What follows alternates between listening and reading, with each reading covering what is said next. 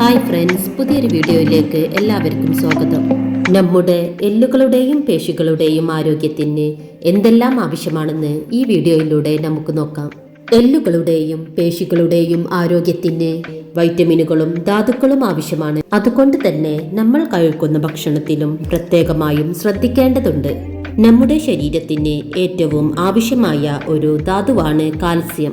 ഏകദേശം 1 കിലോയോളം നമ്മുടെ ശരീരത്തിൽ കാണപ്പെടുന്നുണ്ടെങ്കിലും അതിന്റെ 99% എല്ലുകളാണ് ശേഖരിക്കുന്നത്. ശരീരത്തിലെ മറ്റു പ്രധാന പ്രവർത്തനങ്ങൾക്കും കാൽസ്യം ആവശ്യമാണ്. കാൽസ്യം കുറഞ്ഞാൽ എല്ലുകൾക്ക് ബലക്ഷയം ഉണ്ടാകുന്നു.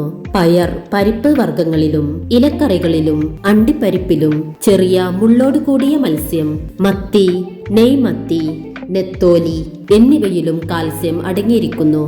അടുത്തത് വൈറ്റമിൻ ഡി. നമ്മുടെ ശരീരത്തിന് ആവശ്യമായ 90% വൈറ്റമിൻ ഡി ശരീരത്തിൽ തന്നെ ഉൽപ്പാദിപ്പിക്കുന്നതാണ്. പ്രായം കൂടിയവരിലും അധികം വെയിൽ കൊള്ളാത്തവരിലും വൈറ്റമിൻ ഡി കുറവായിരിക്കും. മുട്ടയുടെ മഞ്ഞ, നെയ്മത്തി, കരൾ, മത്തി എന്നിവയിൽ വൈറ്റമിൻ ഡി അടങ്ങിയിരിക്കുന്നു. അടുത്തത് പേശികളുടെ ബലത്തിനും എല്ലുകളുടെ ആരോഗ്യത്തിനും മഗ്നീഷ്യം അത്യാവശ്യമാണ്. മഗ്നീഷ്യം ഏറെ അടങ്ങിയ ഭക്ഷണം ഏത്തപ്പഴം, എള്ള്, അണ്ടിപ്പരിപ്പ്, സ്പിനാച്ച്, മറ്റു ഇലക്കറികൾ എന്നിവയാണ്.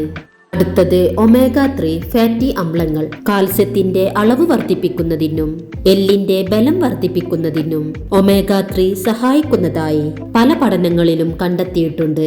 സോയ, സ്പിനാച്ച്, രാജ്മ, ഉഴുന്ന്, കടുക്, ഉലുവ, മത്സ്യം, വാൾനട്ട് എന്നിവയിലും ഇത് കാണപ്പെടുന്നു.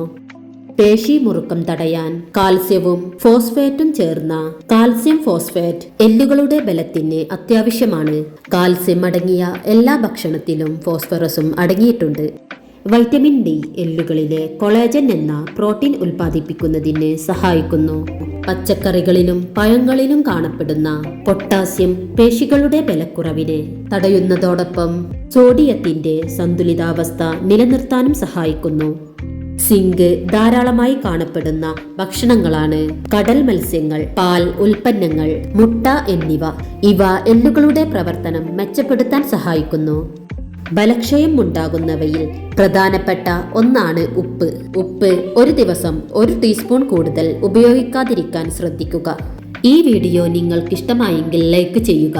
സബ്സ്ക്രൈബ് ചെയ്യാത്തവരുണ്ടെങ്കിൽ സബ്സ്ക്രൈബ് ചെയ്യുക. പുതിയൊരു ഇൻഫർമേഷനുമായി വീണ്ടും വരാം. Okay, by.